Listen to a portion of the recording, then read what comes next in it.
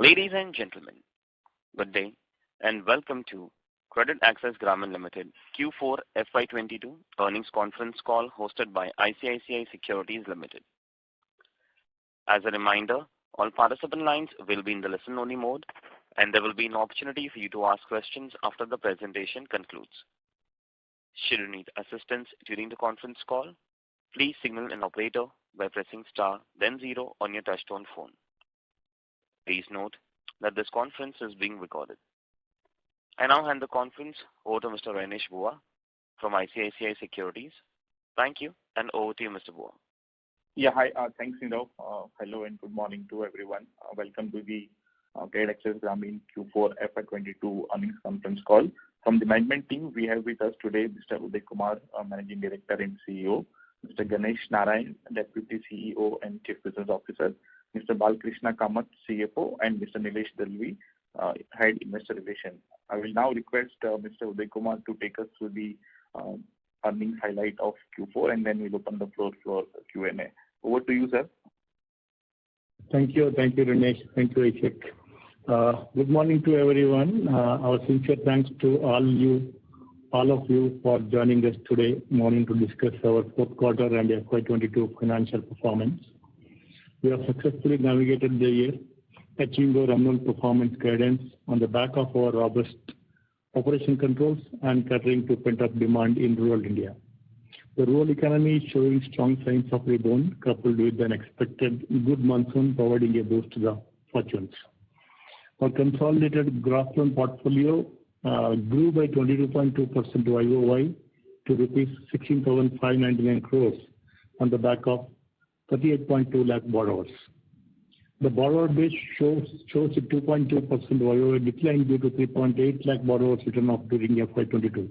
However, on a QOQ basis, we have registered a 2.3% increase, giving strong borrower addition traction in Q4 22.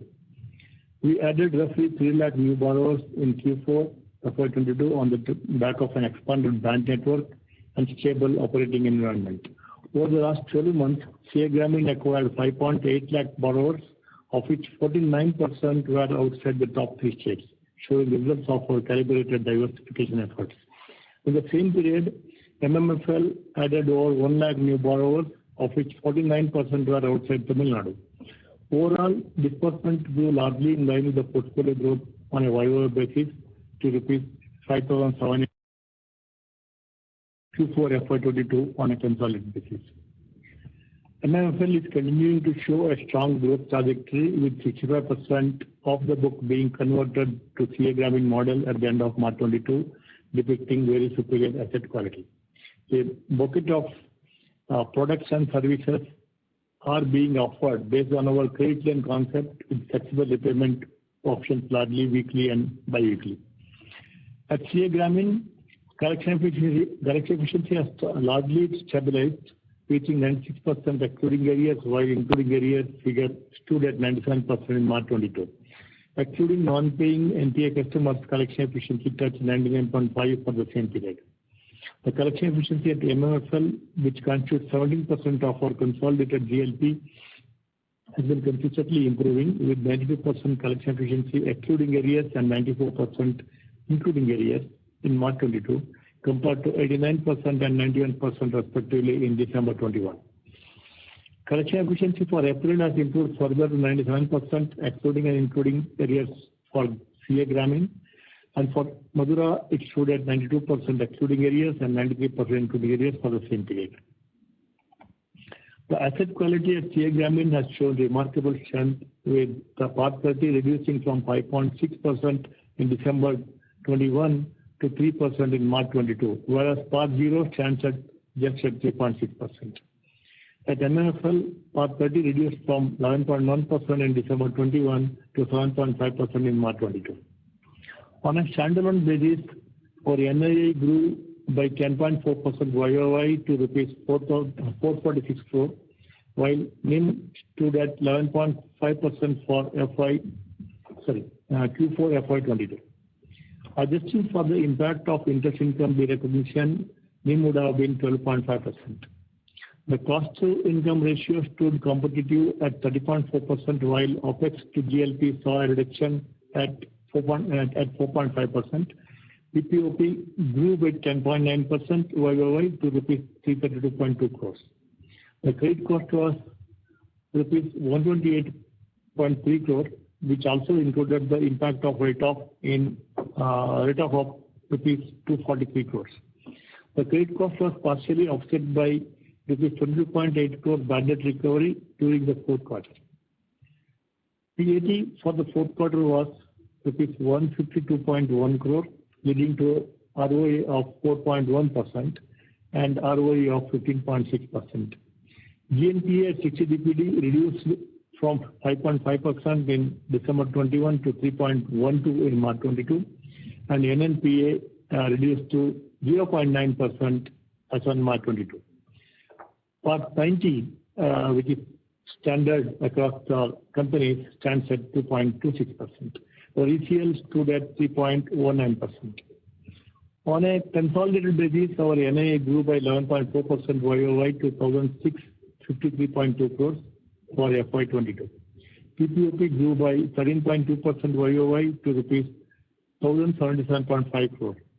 Credit cost declined 22.6% YoY to rupees 596.7 crores compared to 771.4 crores a year ago.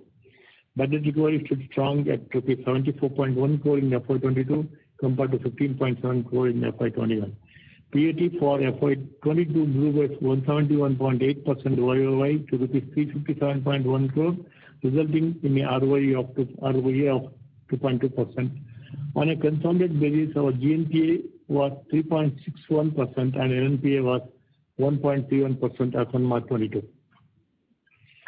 Liquidity continued to remain comfortable with total cash and cash equivalent to rupees 1,761.4 crore, amounting to 10.1% of total assets, while capital adequacy remains strong with 20.8% at a consolidated level. We'll continue to tap newer geographies and cater to unserved and underserved markets as a part of our capital creation story at the bottom of the pyramid.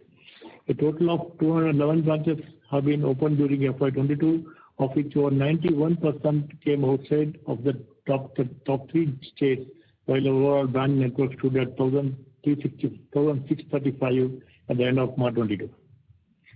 The Q4 has been a pivotal point in the Indian microfinance industry, with the awaited new microfinance guidelines announced by the central bank, creating a level playing field. CA Grameen, being the industry leader, is at the forefront to capture the massive opportunity with its deep rural focus, competitive interest rates, one of the highest customer retention, and strong governance standards. The microfinance market's scope has widened with rupees 3 lakh household income, providing us a significant head start for market share expansion and increased retention of our higher vintage customers, given our unique customer-centric business model. We are set on a very exciting journey of catapulting from serving one woman per household to meeting the financial requirements of the entire household by leveraging our microfinance system and increasing wallet share per household in line with our Vision 25 of being a preferred financial partner for low-income households. We take cognizance of the rising interest rate environment scenario and believe that we shall continue to remain competitive. The new microfinance guidelines announced by RBI allowing us risk-based pricing will have a positive impact on loan pricing. Any limited increase in the cost of borrowings can be gradually passed on to the new disbursers, partially offset by moderate margin compression in the existing loan portfolio. Further, compared to FY22, FY23 will witness lower interest reversal and lower negative carry impact on account of excess liquidity, which will boost net interest margin. Based on our current estimated liability profile, we believe that even at a 100 basis points increase in benchmark rates, and even if entirely passed on by the lenders, which would result in 30 to 75 basis points increase in average cost of borrowing by March 23 compared to March 22. An increase in the rate of floating rate in the rate of floating rate borrowings will be partially offset by decline in the share of higher cost fixed rate borrowings. Hence, we believe that our average cost of borrowing for FY23 remains at the range of 9.3 to 9.4% on a consolidated basis on such a situation. Overall, we foresee NIMs to improve by 50 to 60 bps in FY23 compared to FY22 thanks to risk-based pricing. Assuming a stable operating environment, we look forward to achieving loan portfolio growth of 24 to 25% in FY23. Our portfolio growth may remain muted during Q1 FY23 as we implement the new RBI guidelines on the field and ensure required trainings on new processes and controls to all our employees. Also, many of the processes, including reviewing multiple credit bureaus, assessing FOIR of the family, etc., would remain a manual process for a few months. However, we are confident of achieving the guided growth for the financial year. We are anticipating a paid cost of 1.8 to 2%, which will include the impact of residual write-offs on account of COVID during Q1 and Q2 for CA Grameen and MFL book. Overall, we aim to achieve an ROA of 4 to 4.2% and ROE of 16 to 18% in FY23. On integrated platform, along with MFL, underpinned by our rural focus, customer-centric approach, strong liquidity, capital adequacy, highly experienced management, and strong balance sheet places us at the forefront to drive growth in the largest microfinance industry in the world. With this brief note, I would like to open the floor to you for any questions. Thank you. Thank you for patience. Thank you very much. We'll now begin the question and answer session. Anyone who wishes to ask a question may press star and 1 on their touchtone telephone. If you wish to remove yourself from the question queue, you may press star and 2. Participants are requested to use handsets while asking a question. Ladies and gentlemen, we will wait for a moment while the question queue assembles. Participants, you may press star and 1 to ask a question. The first question is from the line of Nikhil Rungta from Nippon India Mutual Fund. Please go ahead. Yeah, hi sir. Thanks for this opportunity and congratulations on this great set of numbers. Sir, two questions from my side. First is, you have already given a slide on how Grameen is well placed in the rising interest rate scenario, and you touched based upon that in your opening remark as well. But I just wanted to know, historically, whenever Grameen has been in the rising interest rate scenario, how has the portfolio performed? So in the rising interest scenario, what is our strength is to play a best price for our customer, Nikhil. If you observe, we have been able to price much better among the industry players for our customer, which always helped us to retain our customers and manage our portfolio better. And we are able to give without modification of NIM. By and large, the NIM remains same despite interest price hike or something. So, for example, FY29 and FY28 and 29, there was higher interest rate scenario. Our NIM used to be around 11.5 and 12.7 actually. We're able to manage better and we are able to price better. The competitive edge always there, being a largest player and ability to negotiate with the bank for the better price, which also helps us to price our customer and retain our customer and also build our portfolio, which always helps us. Okay. And so whatever impact we'll see will be taken care of from rising yields. Can we say that? Absolutely. We are not actually expecting any reduction in NIM on account of this. It will be only improved because we have a double impact. One is, our repayment obligations are high price, and borrowing is at a lower price than the current average borrowing cost actually. That is why we expect that even if 75 bips increase or 100 bips increase in the financial year, our actual increase may not be more than 20 to 30 bips actually. And we have ability to pass on the price, pass on the cost to customers. And third one is ability to price based on risk, where risk is higher, price little higher, which will be additional advantage. Right. So second question is you have mentioned that provisioning in FY23 could be in the range of 1.8 to 2%. But on a normalized scenario, you have always highlighted that the sustainable provision should be around 1.4 to 1.5%. So can we say that this additional 30 to 40 basis point is because of write-off of this pending things which are there, and this will be taken care of in earlier quarters itself? Correct. So we need to recognize that we still have 1.3% MNP as of March 22. Correct. So this will actually get written off, or the cost will have to be taken in the Q1, Q2. So that is why the average cost probably will go up to 1.8 to 2%, including those costs. And will maintain the policy of NNPA at 0%. Most probably yes, because we'll go by the Ind AS route, ECL provision route. It all depends on how the stage 1, stage 2, stage 3 behaves. To a large extent, we will continue to recognize early recognition of risk, which is going to be our character continuously.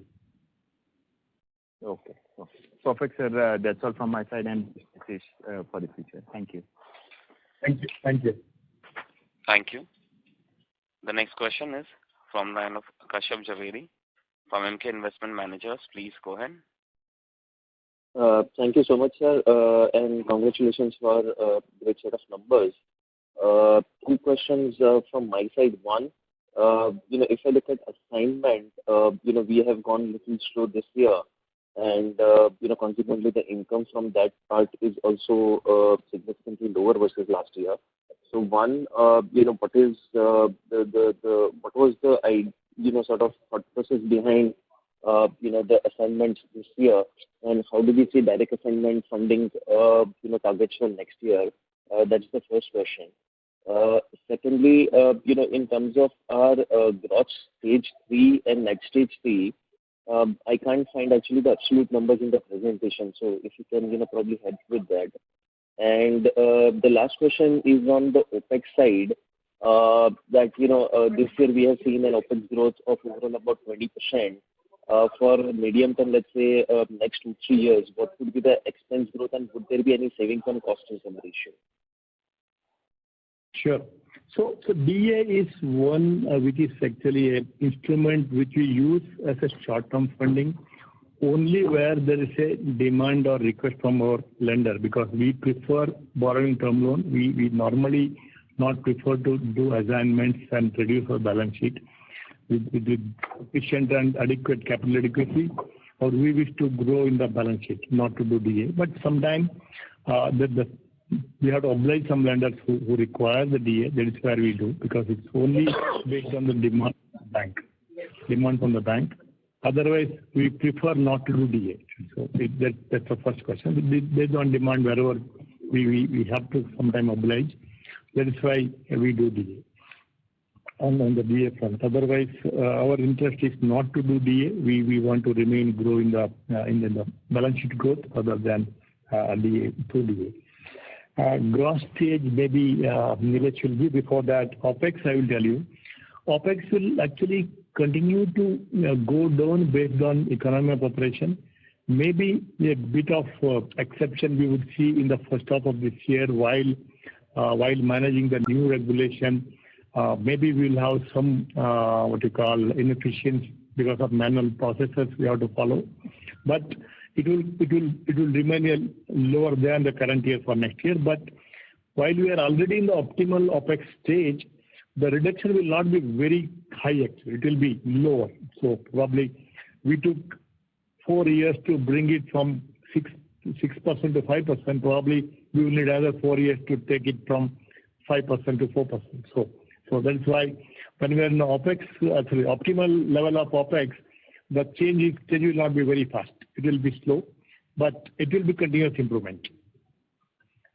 Take the asset actual number. Kashyap, it's on slide number 8 and slide number 10. Yeah, there is a reconciliation of entire number. Slide number 8 we have given for CA Grameen standalone, wherein the GS3 is 3.1% and net NPA is 0.9%. And on slide 10, it is for Madura, wherein the GS3 is 5.8 and NNPA is 3%.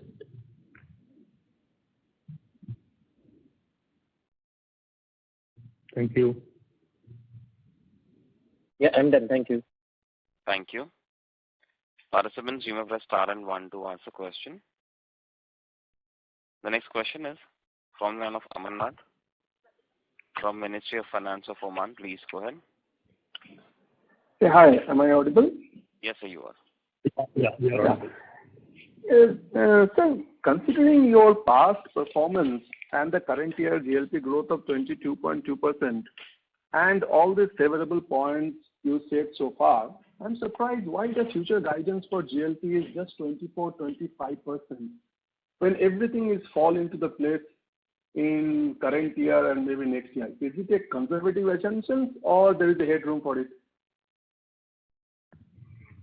Actually, as the base increases, speed of the growth need not be exactly when the base was small, right? So it's actually a kind of industry growth over the industry growth. Probably we would expect industry growth between 20-25, and we would actually match the industry growth or beat the industry growth. When the size was small, what you say is right. The growth number can be more and more. The ability of growth is linked to ability of establishing your infrastructure across the geography, ability of recruiting manpower and train for the quality operation implementation, because microfinance is not just distributing money, it's learning, it's a collection business. We need to have a right kind of employee infrastructure, right kind of employee, right kind of employee training for adequately for the growth. So we need to be very careful in choosing the geography, choosing the right people, and train and grow. So I definitely feel that 24-25% is a reasonable good growth. It is not conservative. It is well thought growth. Sir, I understand this part. What I'm trying to say is, sorry to say, that see, last 2 years, because of this corona and COVID, we keep on increasing our infrastructure. That infrastructure part is good that we keep on increasing. But because of the outside environmental situation, we did not able to grow our book, and the risk was there in the market. So we better conservative and in the last 1.5 years. Now all those cumulative impact of whatever you have done is supposed to be flow back quite nicely in the next 2-3 years. Yeah, happy to have that, but for FY20 2021 we are not added the branches. Probably you missed that because of the COVID year. We are not added any branches. Only last year 2021-22 we added branches. That is one. Two, as I explained in my opening remarks, Q1 will be muted growth. There may not be muted growth because of the implementation of new regulation. Probably we will really get only 3 quarters to grow with speed. That's why we estimated, and it's a well thought process. And second question, sir, relating to fuel this kind of a growth, assuming 25%, say for next 2-3 years, the current level of capital adequacy what you have, will it be, and whatever the profit you will accrue, will it be enough, or we need to have some kind of a capital raise? And second, the associated question is, say for example, management decides that we want to grow more than 25% because the market is giving that opportunity, because many of the small people in the market, either they have vanished or they have consolidated here and there. So the bigger player like you will always have a higher opportunity, especially the business and economies open up, and the demand for the microfinance loan will be huge, supported by this RBI new guidelines. So I'm just trying to understand whether the current level, though our say, capital adequacy currently quite high. Will it be enough, or within 2-3 years, or maybe 1-2 years down the line, we need to raise capital? We might raise capital, but not immediately. Probably, as you said, maybe 1 to 2 years down, probably we need capital, but at least because we want to continue to maintain adequacy more than 20%. With that context, we might have to go back to raising capital in the next 6 to 7 quarters. And this due to this new RBI deadline, and since we are probably one of the lowest charging interest rate in the market at the moment, what is your best estimate how much our yield can improve? I remember in the last call you have given, though it was not confirmed that point of time, but you have given a basis that around 150 bits of yield increase is possible if the RBI now they have done it. So do you believe that you able to maintain that 150 bits what you given last time, or it will be more or less? So actually now this the increase in price will come gradually, because this will be only with the new disbursements, not with the old disbursement. Replacing is not possible in microfinance. However, we are already complied and published our interest rates as per the new policy, and we already complied on everything on the RBI policies requirements. We presume that 50-60 bits increase is possible for this financial year because the future disbursement only will get the benefit of new pricing. On average pricing increased by 1.25 to 1.5% actually, but your gain for the year would be about 50, 60, 70 bits. The full impact would get in the FY23-24. Thank you. Amarnath, I'll request you to come back in the question queue for a follow-up question. I request to all the participants, please restrict to 2 questions per participant. If time permit, please come back in the question queue for a follow-up question. The next participant is Nidesh Jain from Investec. Please go ahead. Thanks for the opportunity, sir. Three points. Firstly, what is the expectation of new customer acquisition for FY23?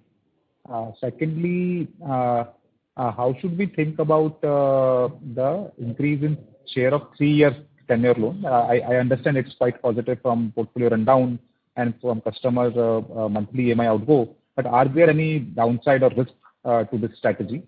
And thirdly, sir, what is the yield strategy? If you can explain to which customer, how are we deciding that to which customer, at what rate we will be offering the loan? These are the 3 questions, sir. So, basically, new customer acquisition will definitely go up actually, because last 2 years we are not able to, while we acquired some customers, but it's not really optimal. Definitely we would go little high because branches are there, and both companies will start acquiring customers, which will help us. Probably we will not be able to give exact number, but it should be more than 8 to 10% YoY growth for what we are targeting for next financial year. That's our estimate and expectation. In the case of 3-year loan, probably it will go to about 25 to 30% of the total portfolio of microfinance. But as we acquire more customers, that will come down. Currently, because it is squeezed, because we are not acquiring many customers, we have higher vintage customers sitting in the book. That is why it is little high. As we start acquiring more and more customers, this percentage will come down. But for the vintage customer, it's a good strategy. There is a lesser EMI load, and then continue to provide the what you call credit line products, so that the products are available for them, and along with the continued 3 years loan. In case of yield, it is little difficult to say geography-wise, but what we did is high-risk geography, we actually put a premium on a higher pricing. Low and medium, it's a medium pricing. So overall, the pricing will be between 8.75 to 18.75 to 21.5 is actually fixed currently. For example, I'll give an example of state. Maharashtra probably the high risk at this point of time, which will actually be in the higher pacing geography, which will be tracked every quarter or every half year, recheck and see in all components of the pricing. And if there's a change, we will repace again. And also we took one more strategy of benefiting to the long-standing clients, long vintage clients. What we observed that after 3 to 4 years of experience with us, we found the risk is coming down near to zero. So for them, we are charging 1% lesser than the normal price. So overall, it's about 1.25 to 1.5% higher NIM potential, but probably 50% will be in cash during this financial year, and you will get the full benefit for the next financial year. Sure. Just one clarification. You mentioned 8 to 10% growth in client base, active client base next year. Right? Correct. Thank you. That's it from my side. Thank you. The next question is from the line of Digant Haria from Green Edge Wealth Services. Please go ahead. Yeah, hi sir. My question is a little more on these new guidelines. So in the past 7-8 years, we've always seen that any form of regulatory easing has eventually been misused by the industry in terms of like over lending and just trying to not implement those things in spirit.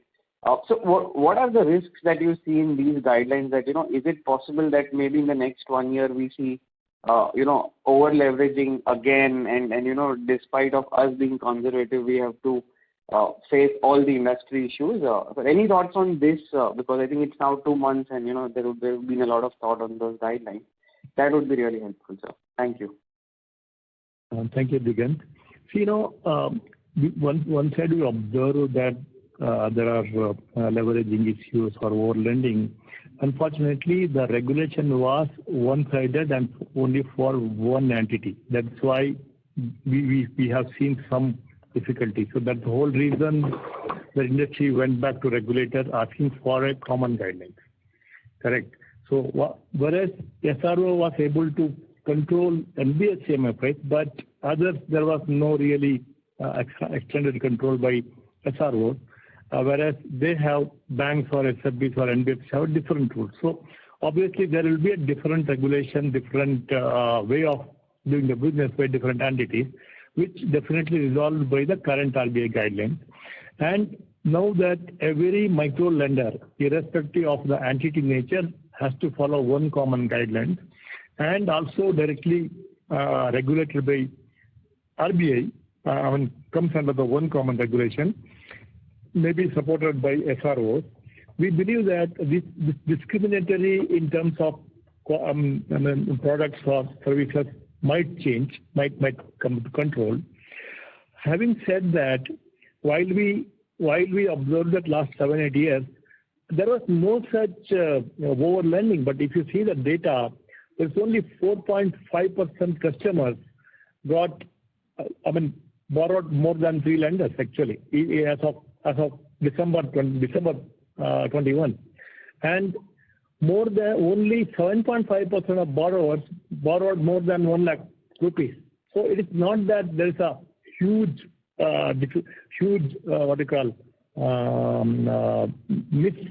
mis-selling or mis-giving loans also. It is not. But there are some geographies, some districts might have had some issues, but otherwise, by and large, everybody followed the rule. There are small black ships anywhere there in every business, so I don't think that should be the key problem. But yeah, overall, 98-99% people have followed the rules. Otherwise, just to give an example, MFIs can give loan up to 1.25 lakhs actually since 2015, but average outstanding for borrowers still around 40,000 only. So which validates that MFIs have behaved very responsibly. Right, sir. Right. So thank you for this. So the second and my last question is, so because last 2 years have not really seen a lot of new disbursements or new borrower addition to the whole industry and to our fold also.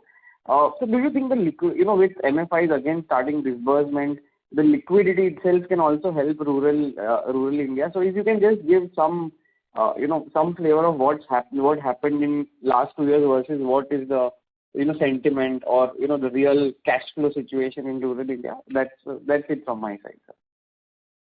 So liquidity flow will always help to boost the rural economy, and MFIs are at the forefront to do this.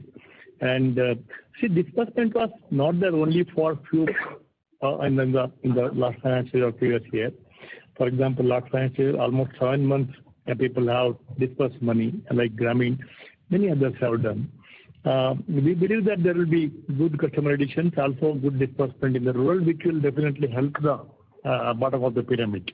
So and with the liquidity available across, so we should not see any difficulty for MFI to raise money. Of course, there is some sentiment about cost of borrowing, but yeah, that is there. We can't help because it may be even if 1% increase or 2% increase for our borrower, actually they are paying just 10 rupees more per week actually. So they don't mind too much about the price, which will be much lesser than their alternative borrowing from money lenders. So that's why I don't think this will be a negative impact on them.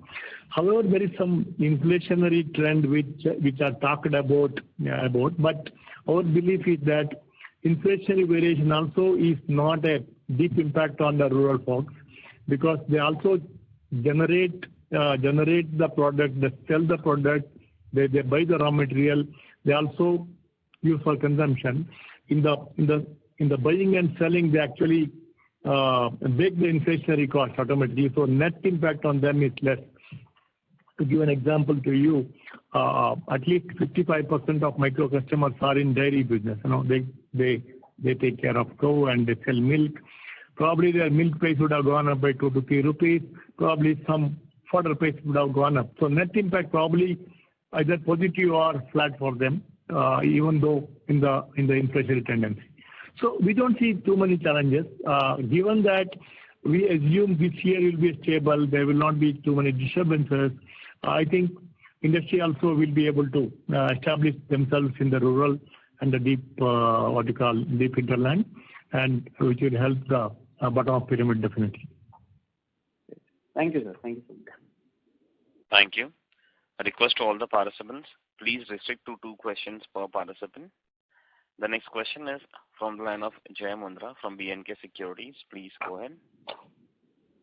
Yeah, hi sir. Just one question. In your opening remarks, you had said that due to new guidelines, there would be some slowdown in disbursement as you attune to the new guidelines. If you can elaborate on the same, that what do you intend to do in terms of household assessment, or if you can elaborate there as to what you need to do. Yeah. See, regulation asks you to do assessment of household income. That we are doing already. That is not the problem. Actually, problem is to digitize the data and data going to bureau, and bureau needs to be ready for that. That's the challenge. Bureau yet to be ready for that. That is first challenge. Second one is you also need to get the household liability side or a borrowing side, which again dependent on the bureau, multiple bureaus, microfinance bureaus and the consumer bureau, and you need to get the total view of the family in terms of all borrowing from all members of the family from all bureaus, and giving it the one view about what is the obligation of them against the household income. So these are all currently not automated. It takes time. Bureau will take time to get a common view for you to get all other bureaus. Today, what we have to do is we have to generate from individual bureaus and manually aggregate it and see what is the obligation, what is the income, and then what we can lend. So many of that latency will be there for first few months. And that's one side of the bureau and the household. In the meantime, we also need to train our entire field staff on household income and this bureau and this FOIR, because they need to be aware about every fact to explain to our customers also. So these all will be a challenge in the first few months to implement everything, and also with the inefficiency of some manual work with the bureau data in the household data. That is why we said that first quarter may be muted due to this kind of inefficiency where we have to work. Right. And in this process, in the interim, do you suspect that banks or universal banks may have slightly higher edge, or all of the participants would have to readjust? No, actually, this rule is for everybody. Everyone has to do this activity. Without that, they cannot lend. Right. In fact, the whole industry will be, as per me, whole industry will be muted for first quarter. Right. Understood, sir. And you think second quarter should normalize, right? I mean, it should not last beyond, let's say, 2-3 months. Exactly. Okay. Great, sir. Yeah. Thank you and all the best, sir. Thank you.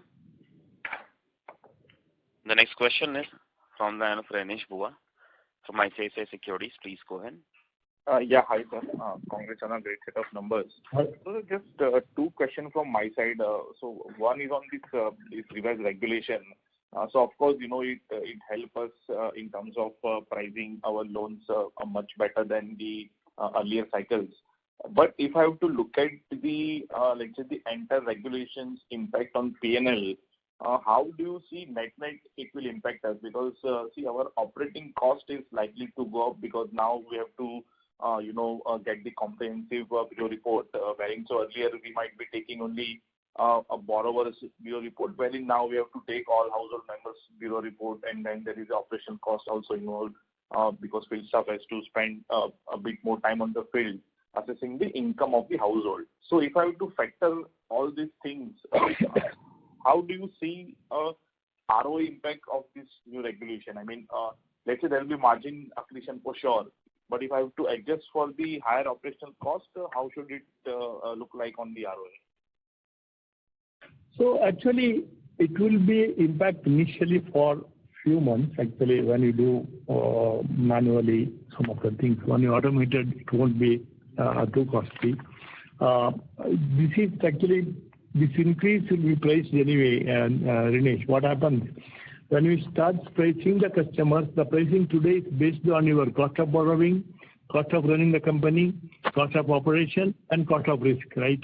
So if your cost of borrowing, cost of operation goes up, obviously the price will get passed on to that extent.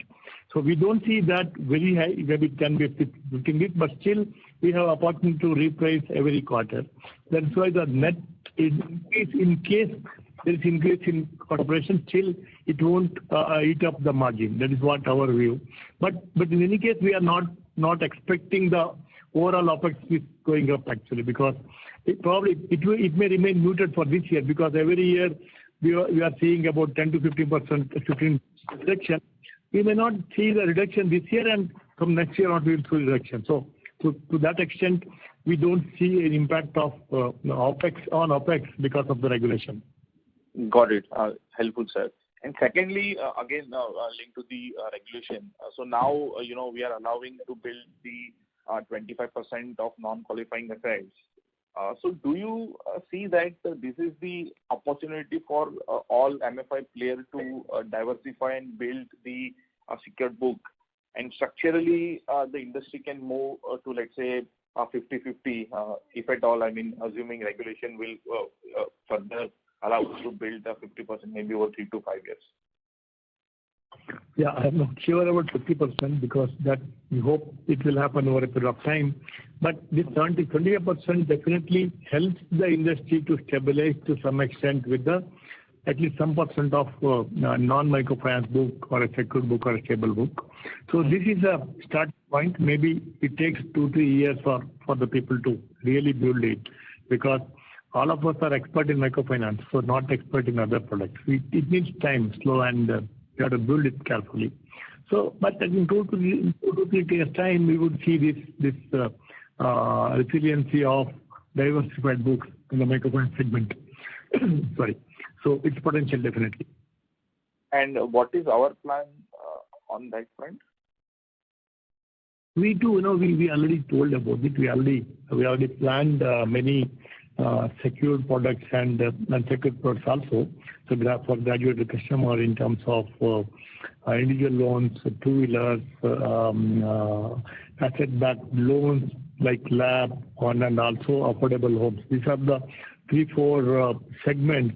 Also the gold loan kind of thing. The 4-5 type of products we are piloting right now. So we would see good traction this year, and then probably scaling up will be possible during next financial year.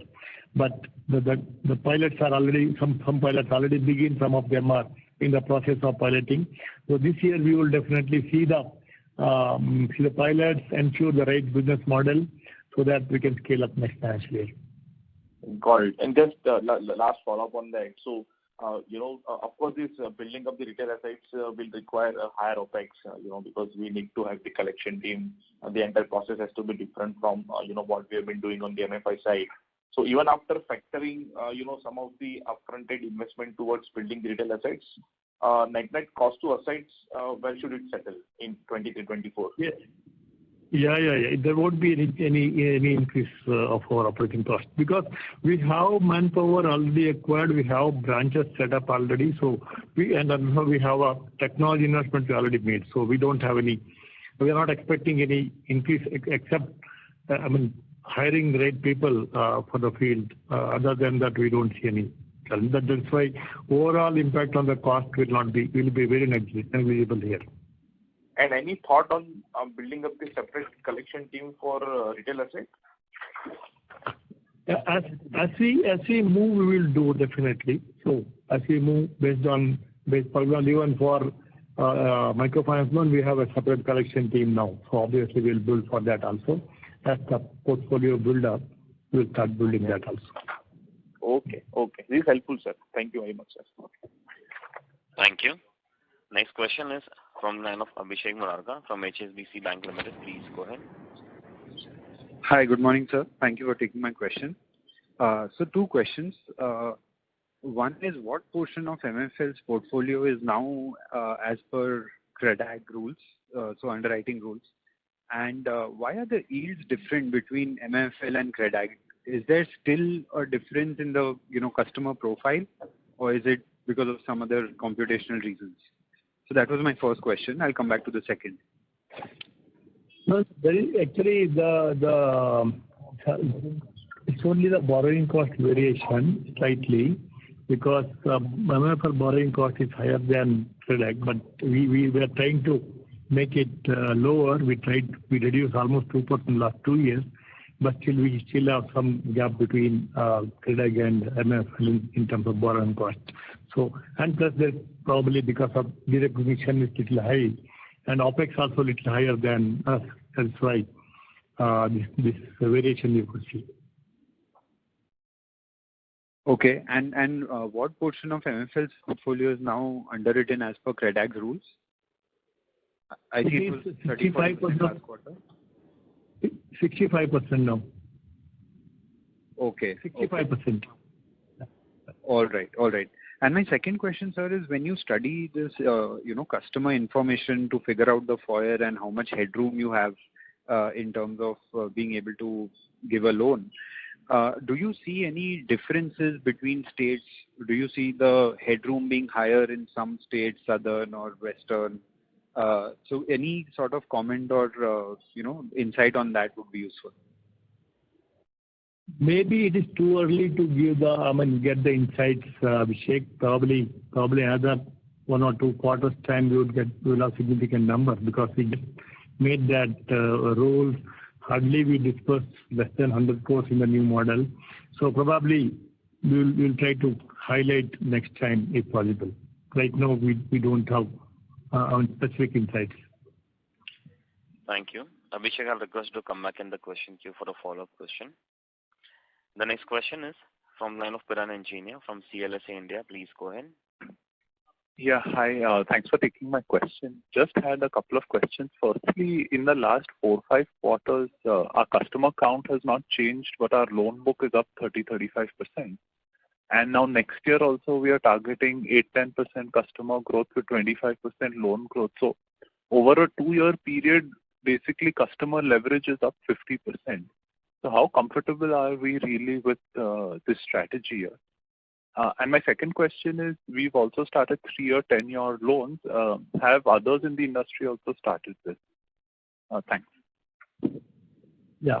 So on the customer leveraging, it is more of a last 2 years issue where you are not able to add customer for many months in the first year and second year, whereas we have to lend to the customer who are already finishing their loans.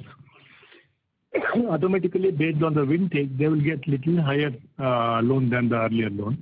So our presentation clearly depicts the nature of increase the portfolio. Now we clearly see that the CAGR increase of GLP per borrower is not more than 10 to 15%, which is maintained continuously, and the increase in borrowing is only for the vintage customers. So non-vintage customers, the portfolio for customers remain same. Probably that slide depicts clearly about how this increase happened. And the second question is, sorry, I just missed. You also said how many others have started 3 years ago? No. Before that, you also said that our growth is 25%, whereas customer acquisition maybe 10%. In microfinance, the customer growth and the portfolio growth should not be more than 25%. The difference. That means if the growth of customer is 10%, portfolio growth cannot be more than 30 to 35%. That is the thumb rule actually. If you do more than that, it is leveraging. But if you see here, we are talking about 10 to 15% variation between these two, which will not leverage the customers. And with the inflationary trend, the requirement of borrowing for the customer, vintage of the borrower, which all adds to the customer portfolio. So that's why we don't see any leveraging issue here. And on the 3-year loan, we really don't have good insight about others so far. Whereas we started the 3-year loan almost 1.5 years back. So it's not new. We are only highlighting new actually because the EMI load, sometimes people assume that the outstanding, it goes up, whether there's a load on customer. That is why it's clearly depicted here again. When the customer, even though that's leveraging or the outstanding per borrower goes up, simultaneously tenor also goes up, so that there is no load on the customer. The table what we made in that page 7, which clearly says the same loan of 10,000 rupees, if it is, what happens, what is the EMI if it's 1 year, 2 year and 3 years. So load on customer will be lesser. That is why there is no additional risk because of giving a higher loan for the higher vintage customer. Okay, sir, that answers my question. Thank you. Thank you. The next question is from the line of Alpesh Mehta from IIFL Securities. Please go ahead. Yeah, hi, and thanks for taking my question and congrats for the good set of numbers. Just 2 questions. First is, sir, the comment about increasing ticket size. Most of the lenders are giving more or less a similar kind of a comment that since last few years the customer acquisition has not been that great and the vintage of the customer has increased. So the question over here is, till the time the bureau records are being updated, is there a possibility that in the last 6-8 months the leveraging of the customers would have increased meaningfully? And simultaneously, is that also one of the reasons why we are seeing some kind of an improvement in the asset quality at the system level? The second question is related to the other comprehensive income. There is almost 100 crores plus kind of a charge that will be classified to the EPNL in the future, in the ensuing quarter. So what is this regarding? And lastly, onto these margin stuff, competitive intensity, while obviously RBI has given us the leeway in terms of increasing the pricing, but would the competitive intensity restrict that, and are we increasing the processing fees? Thank you. I have to go back to one by one now. First is about the increase, last 5-6 months delay in updating the bureau. There is no delay in updating bureau by anybody. So and no MFI have lent without checking with the bureau or reporting to bureau. So the SRO ensures that every MFI reports on time and takes the bureau report before lending. Therefore, there is no chance of MFI or anybody lending without a bureau data. So that's why that question is not I said answered clearly. The second one is said about comprehensive income. Other comprehensive. Other comprehensive income. Nilesh, you have any insight? Alpesh, that is basically entry which is passed on account of fair valuation of the loan assets. So the loan assets which we typically held, which we hold eligible for selling under a direct assignment transaction. So those assets we typically book in our balance sheet as fair value assets. And accordingly, as the interest rate changes, those assets get revalued and the entry is passed through the OCI directly into the reserves. So, I mean, last year you must have seen our lending rate was reducing every quarter, and in fourth quarter it was almost at 19.05. So it is more of a accounting entry which needs to be made. Under India, you have to publish that account. Okay. And just the last question on that processing fee, are we planning to increase it? Yeah, we actually, considering that there is a cost of operations slightly going up, we had increased our processing fee by 27 bits. So which takes care of all the expected increased OpEx in our lending. Okay, and lastly, sir, just about this bureau data, are the SFB data is also being updated regularly onto that bureau data before you did? Yeah. Yes, SFBs, banks, NBFCs, MFIs, all are providing data to bureau irrespective of everybody. So bureau data is fully 100%. Thank you. The next question is from Amarnath from Ministry of Finance of Oman. Please go ahead. Yeah, thank you for giving the opportunity. So just one thing. The secured portfolio, now you have a leeway to go up to 25%. Is there any first-term plan that within how many years you will try to achieve up to that 25%? And associated with that, will the ROA and ROE profile will be different for the secured part of the asset compared to your non-secured part of the asset? Yeah, we expect the ROA or OPEX will be different for these products. But when we say 25% leeway, it is not necessarily only for secured, basically non-microfinance assets. When we say assets, it's at the balance sheet level, including all other assets also. But let's assume that at least 20-22% will be available for financing and lending. So it could be even the particularly non-microfinance means non-complying with the new regulatory norms. If the product is non-compliant, that becomes a non-microfinance asset. So one can do in even the unsecured loan also, secured loan also. But what we believe that secured would be better to do because of the diversification point of view, because the entire other book is unsecured book. That's why it will be good to do the secured book. So our view is that it takes some time for us to build, but at least 3 to 4 years it will take to reach 15-20% kind of assets here, because the microfinance book is continue to grow. That is why this headroom also keeps growing definitely. Here, how will be the ROE profile for those type of assets? Difficult to say now. It will have some lagged effect to give the ROA, but still at the fourth year we should be giving about 44% plus ROA there also. Okay, sir. Thank you.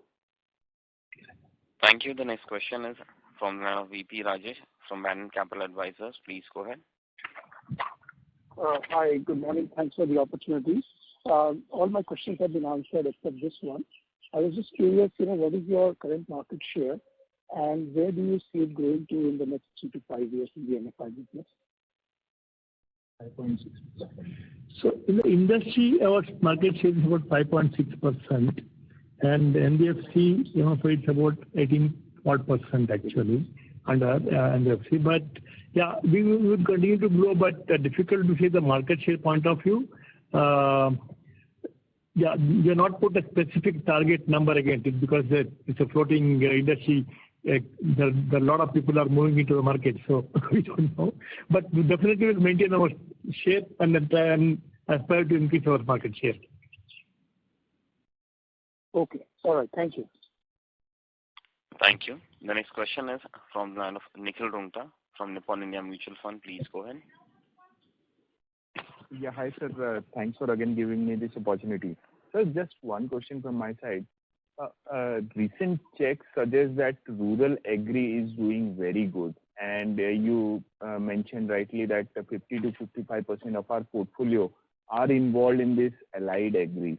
So, do you think that if this rural agri comes out to be very good as expected, then our growth could be higher than what we have guided, and our provision could be significantly lower than what we have guided because of repayment from these borrowers? Hoping actually, let's see how it works, but yeah, difficult to give an estimation, Nikhil. The provisions actually, as we said earlier, it's more of a legacy carry forward for this year. That's why we said little higher, but that is well calculated number, because 1.3 the carrying the NPA will definitely be the larger hit for next financial year. So we expect better year definitely. So let's hope for the best. Sure, sir. That's all. Thank you. Thank you very much. As there are no further questions, I will now hand the conference over to the management for closing comments. Thank you all. Thank you for spending time in the early morning, and look forward for a good year and all the best to everybody. Thank you very much. Thank you very much. On behalf of ICICI Securities Limited, that concludes this conference. Thank you for joining us. You may now disconnect your lines.